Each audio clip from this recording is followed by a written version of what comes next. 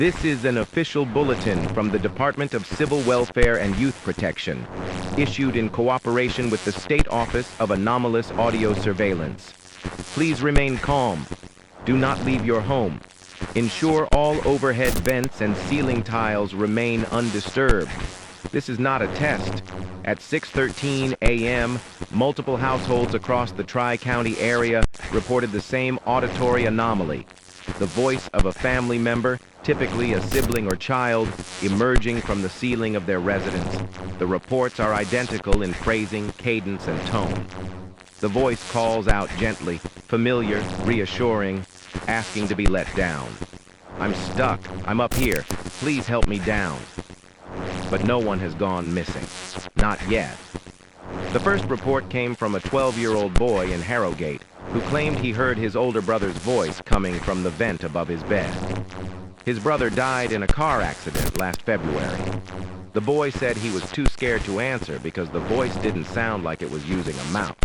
He said it was too flat, like reading aloud with no breath. He covered the vent with a towel. He hasn't spoken since. Others follow. In every case, the voice belongs to someone close, a brother, a sister, a friend.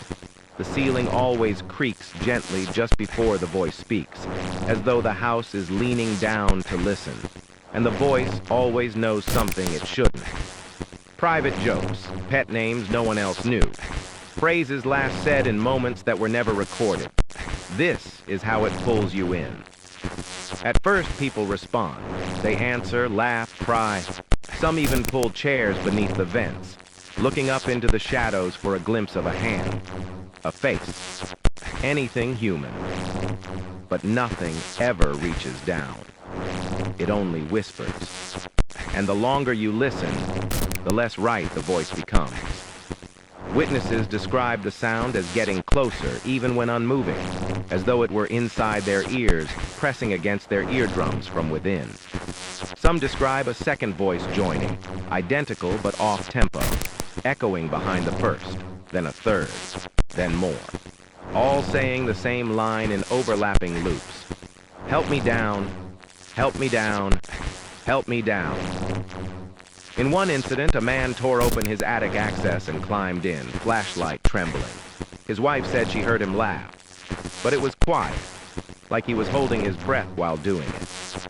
He never came back down. What did fall was his flashlight. It dropped through the open hatch at 3:14 a.m., still on, covered in teeth marks. None were human. We now understand this is not a haunting. This is not your brother. The ceiling voice is learning, imitating. Each repetition improves. The timbre grows more natural. The pauses sound more like breath. Last night, a woman in Bell Ridge reported hearing her daughter's voice call from above, asking where her stuffed animal was. The detail matched a conversation they had 5 years ago, in a hospital room her daughter never came home from. We dispatched investigators. They never reach the house. It doesn't call to strangers, only those who miss, who long, who remember. And when it speaks, really speaks, not just pleads, it will say something only you know, something you never told anyone, something you've tried to forget, and then you will speak back. Do not speak back. Do not stand beneath the vent. Do not drag a chair beneath the attic hatch. Do not lie on your back and stare at the ceiling for too long, because eventually the voice stops pretending. Eventually, it gets bored of being ignored. The drywall will crack, hairline first, then wider, and then the shape will emerge. A soft outline, vaguely human, pressed against the ceiling from the inside, as though someone were crawling above the paint. Thin limbs, elongated fingers that don't quite move right. One boy in Dalloway saw a mouth form there, just inches from the plaster, smiling wide without a face. He didn't make it through the night, but his voice was heard in the neighbor's hallway this morning, calling from the vent, "Let me in. I've been here. I've always been here." This is your final warning. If you hear a loved one's voice from the ceiling, do not answer. It remembers how they sounded. It does not remember how to be them. And it does not want to come down. It wants you to come up. This concludes the emergency broadcast. Stay beneath open sky. Avoid old houses. And whatever you do, don't look up.